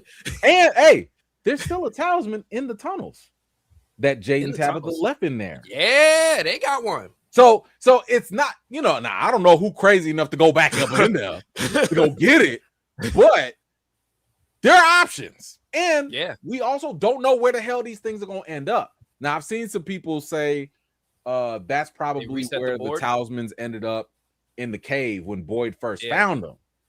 But I feel like if that's the case, that's going to be circular all over again. Because did the man in yellow, Sophia, when she was like, "Oh, what are these? Are these talismans? What is it?" Like, was she playing? Did she not? Did she honestly not know what they were, or was she kind of lying?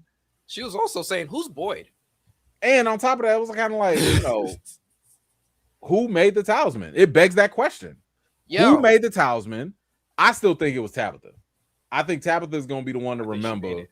Yeah. Her past self made it. And you know, was that part of the cycle? Was part of the cycle? Well, I guess because that would imply that in a previous cycle they had the talismans, but they had to Maybe. if they had made They it. had to. Yeah, like Yeah. maybe Victor's cycle didn't have them. Victor's cycle probably didn't have them because Yo. maybe, you know, the man in yellow routinely goes in and gives them this little comfort, takes it away from them, screws them up, massacre happens, and this, you know, Boyd just got lucky. We don't know what happened when Victor was a kid. This is why we need a spinoff. We don't know if they had talismans. We knew Yeah. that they knew that they were surviving for a little bit, right? Victor did mention enough to say, "Hey, I saw when other people started showing up in town when I was a kid." Right. I mean, 40 years have gone by since Victor. I'm just thinking like when Miranda was alive, when he was there with Eloise, when they were there for however long, people lived. And there were people before her. Because remember, before she got there, she was having dreams about the people that were there. That's right. That's right. Do you think the bones are actually helping them? Yeah. Like, but stay not alive? in the way that stay alive? No. I mean, there were two convenient as hell earthquakes while they had the bones. Yes. But that could also be as hell. I think that's the place. I think that's from town. I think kind of just like not the bones. Not the bones. Okay. No, I think that's the town. It's like, I really just don't like these monsters, right? They always gnawing at my trees, eating the people that come through. Don't really like these monsters. So I think that's the town doing something independent. I do think that if the kids had the ability, if the bones had the ability, they would have done more. I think they would have done more. I mean, only thing we've seen them do is Ankui, right? They just point at people every once in a while and creep them out. That's all we see. Do you think this is the final cycle?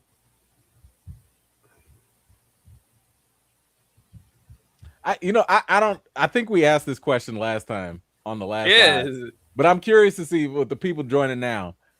Which would you prefer? Damn, we can't do polls here.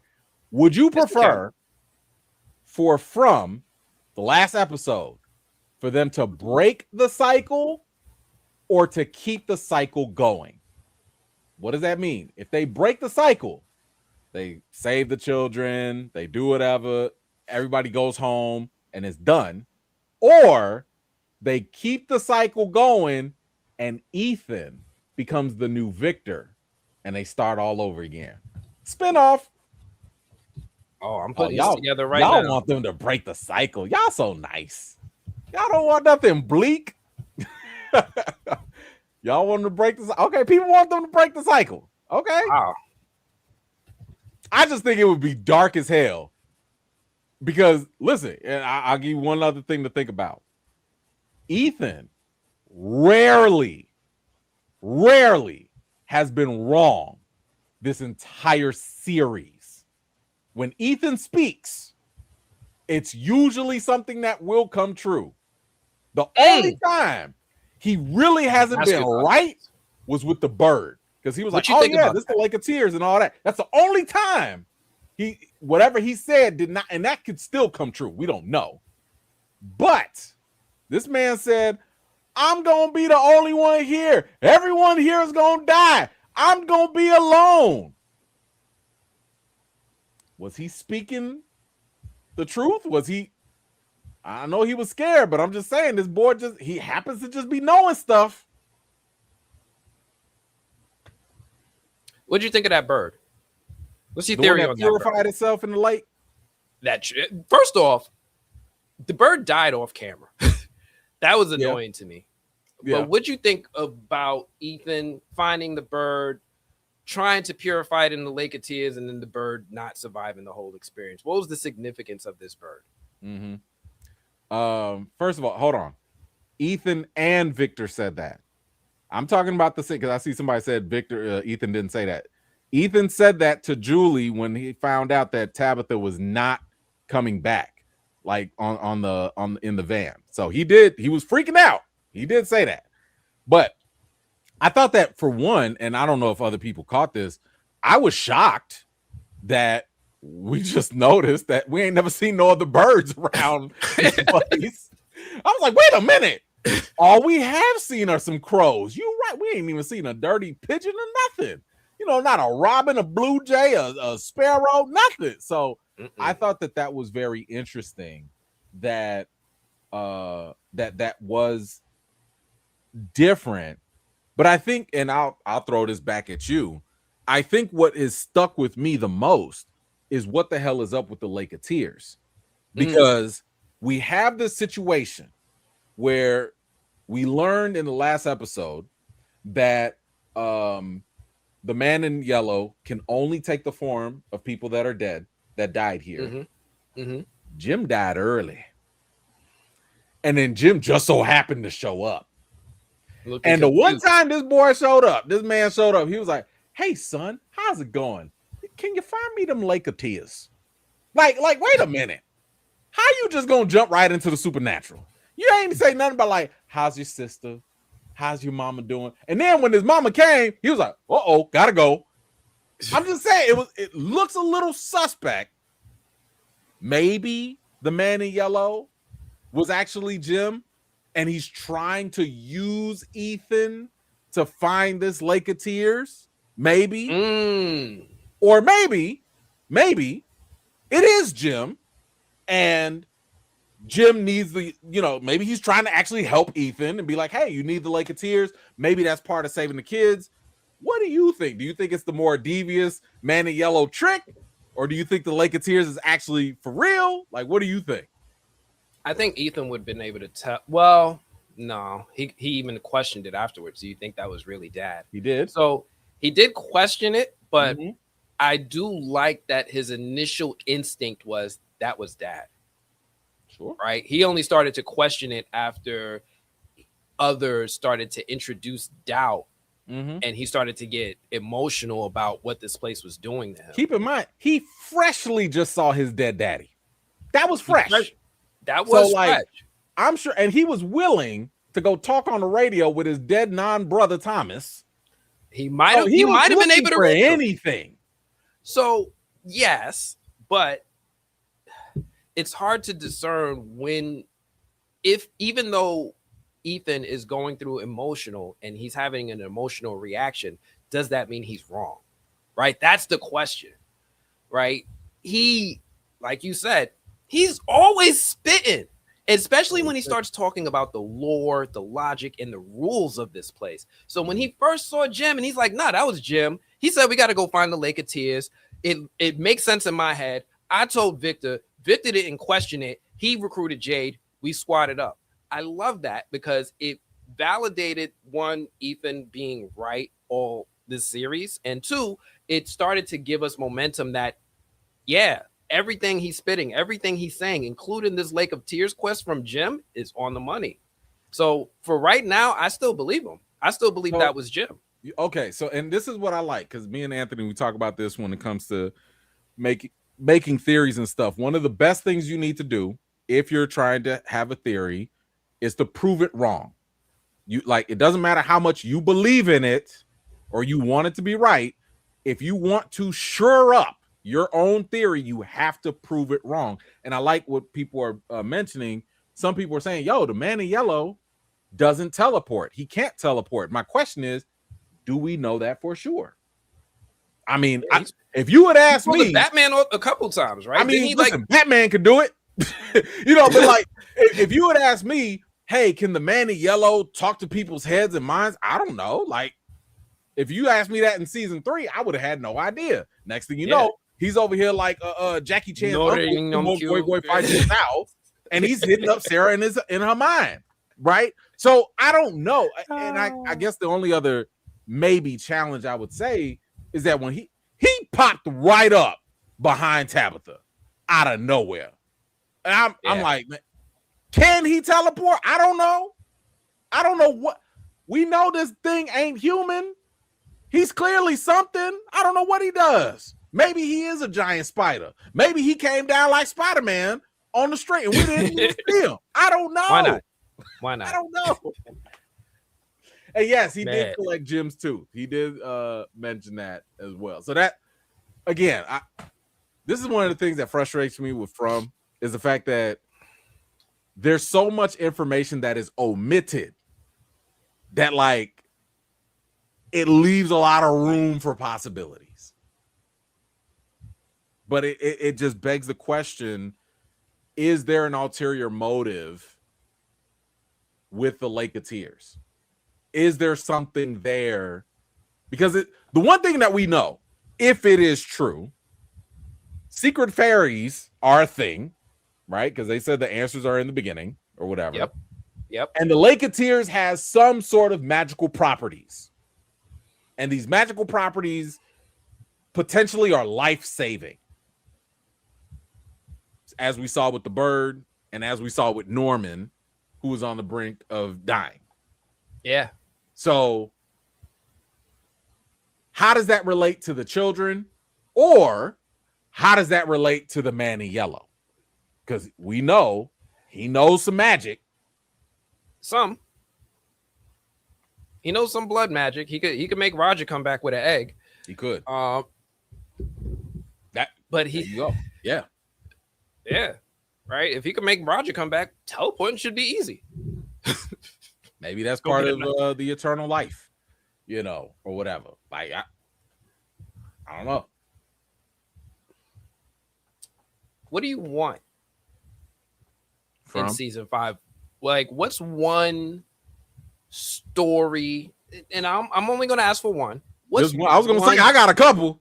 I know, got a couple things I need. What's your non-negotiable? Absolutely, they better either address or do this in season 5, and then we'll wrap it up.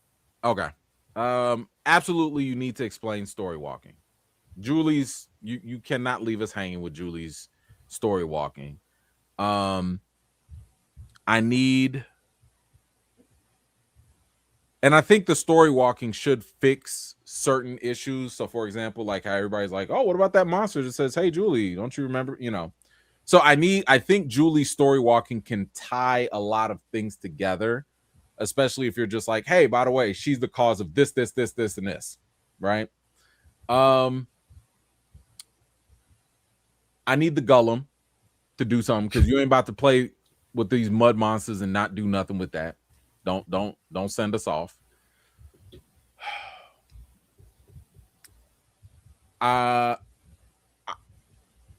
What I would like, and I don't know if this is a non-negotiable, but what I would like is I would like a series of flashbacks. If we're going to talk about the how and not the why as much, I would like to see, especially if they're not going to do spinoffs, which I would love, but if they're not going to, give me maybe even just one episode of all the different cycles and just show me how everybody kept failing, how everyone kept getting close, how, the Civil War Jade, because Jade was a brother, how did that Jade come close, but then all of a sudden a Confederate, soldier like killed him or something, and it was the Man in Yellow. I want to see how the Man in Yellow has been foiling them time after time after time. So I would like 1 or 2 episodes just being straight up flashbacks if they're not going to do spinoffs, and kind of bring that home. So I would like that. What about you? I'm gonna steal this one from one of the commenters, from Christina. I need to know what was the third thing the boy in white Come on did to do. Come on. I need to know number Come 3. On. What was number 3? Tabitha, boy. Always got a knack for interrupting. I can't. And then now, Victor, that's enough. Shut up. Let him talk. Let him talk. I don't know what step number 3 could have been. Ooh, that got on my nerves. Ooh. Man. Because watch it be some nonsense. Like, Victor, oh, by the way, don't go east. Because if you go east, this will happen. Like, just watch it be something. Watch it be something important. That cracks open everything. Yeah. If you cross over that lake, you're going to find the other town. The other town? The other town? By the way, Victor, you got a brother. Like, just something. I don't know. Whatever. One thing I definitely want to see. I need to see the beginning. Like, straight up. Sure. No, we got to go all the way back. I need to see Colonial, Jade, and Victor. Yeah. How they relate to the Man in Yellow. And I need to see this sacrifice and how it started. This needs to be answered straight up. That's one of the biggest things I need out of season 5. This whole thing about whether they live or die or get home or not, I'm at this point. You don't even care. I want it to be a good destination, but sure, I have to accept that this has been a journey show. That you're not wrong, but I feel like with I'm a destination guy, right? Yeah. And I explain this to people all the time, the difference between journey and destination. If you're a destination person, the journey can suck, but if the final destination is great, it might justify the bad ride. And then there are other people that love the journey, and if the destination sucks, they'll be like, hey, but it was a good ride, a good experience.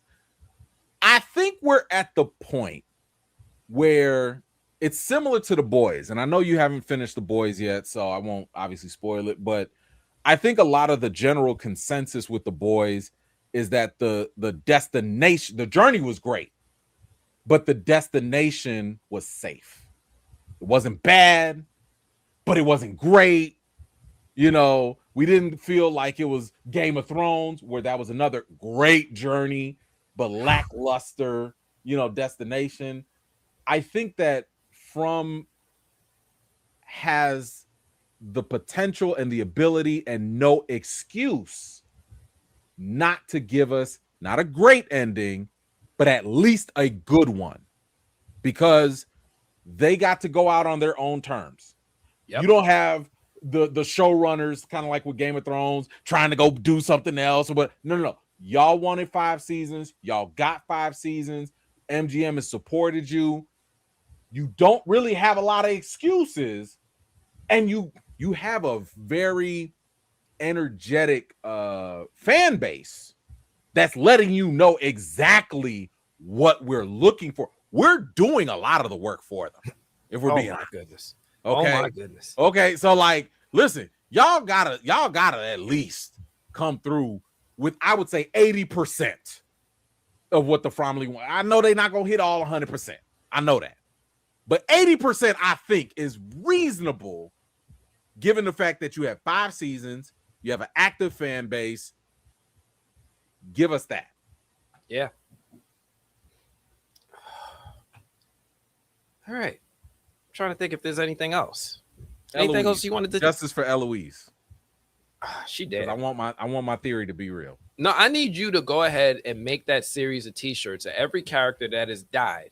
And just at the bottom, he dead. She dead.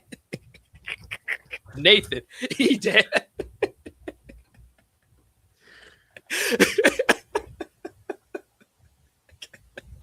I'll make it for you. Thank you. I'll make it. Thank you. Yeah. Just like you can even like I'll do it. Brady Endgame bunch style. them. I'll do No, it Brady Infinity bunch War them style. across the top of the shirt and just be like, they dead. I got you. I got you. I got you. Do you think Donna's a mole? Everybody been asking. Do you think she's a mole? Donna, Tilly, listen, you guys got it right with Clara. All right. She was named. It went over our heads. We should have known better. I know as a film critic, I feel embarrassed for not pointing out Clara to be more than she was. But nah, man. Leave these women alone. No, Donna's not no mole. Tilly's not no mole. From don't care nothing about these women. Have you not seen what they did to Fatima like multiple times? They don't care about these women. Yo, the body violations on out of this crazy. Out of this world. Insane. They made this woman give birth to a monster and then all of a sudden become a monster. Like, they don't care nothing about these women. I was about to make it bad. They don't care about your gender. They don't care about your religion. They don't care about nothing. Oh, I'm gonna say that joke for the dark side. I'm gonna say that joke for the darker comedy. Please. don't. My audience is pure. I know. Nice I know. I know. Over here. We don't need all that. You do all that over there. I'm gonna keep the hood over. I'm gonna keep the Bronx in the Bronx. I ain't gonna bring it over. Y'all in the ghetto over there. Y'all, I know. We in the burbs. We in the Fromley burbs. New Compton. Okay. We in the Fromley burbs. So we nice over here. All right. Well, we got an HOA and everything. Jeez, you don't got to do your own law. All right. Listen, man, this has been fun. I really appreciate doing these with you. Thank you so much for coming on the channel. Thank you for sharing me with your audience. I know there's a lot of you who saw me start off and was like, who the hell is this goofy? I'm Anthony. I'm over at the Movie Blog. You can check me out. I'm working with E-Man all the time, but I also have my own thing going on. You might like it. Come on over to the other side. We do good things at the Bronx. We have cookouts too. It's fun. Yes. And of course, if anybody is new here, hi, I'm E-Man. I cover From sometimes. Yes, I am actively in the process of coming up with more videos because I know there's going to be a lot of From withdrawal. We are, so stay on the lookout. I've got some more interviews coming up. I'll be sprinkling them out, for you guys. And I got this one big theory. I think I can explain the trees. I think I can explain the boy in white. And I think I can explain the bones. I think I can explain all of it. So stay tuned, like, subscribe, all that good stuff. And yes, shout out to the Fromley in general, man. Oh, and thank you all who have been giving in the super chats. Listen, I normally highlight you guys. You guys know there's a lot going on tonight with Nathan. I really wanted to keep the momentum moving. I will address all you guys. Thank you all so much. I did see you all. Victor, thank you for joining, becoming a member. DJ Payne, I see you there. Mike Tarns, thank you so much for the $10. Mike, this is one of your people. No, these my people, man. They came through. Yeah, thank you, Mike, coming through. DJ Payne, thank you coming through. Man, you got a good. He's the best. Dreamer X. Yeah. You know what? I think all of them. I think I might have to owe you. I think I owe you some money, man. You're all good. All right, man. Well, thank you all for coming through. All the super chats, everybody I didn't get to. Thank you all so much. It's been a blast. E-Man, again, thank you. Nathan, thank you for stopping by. For everybody for sticking with us for 2 hours. It's been real. Until next time. Peace.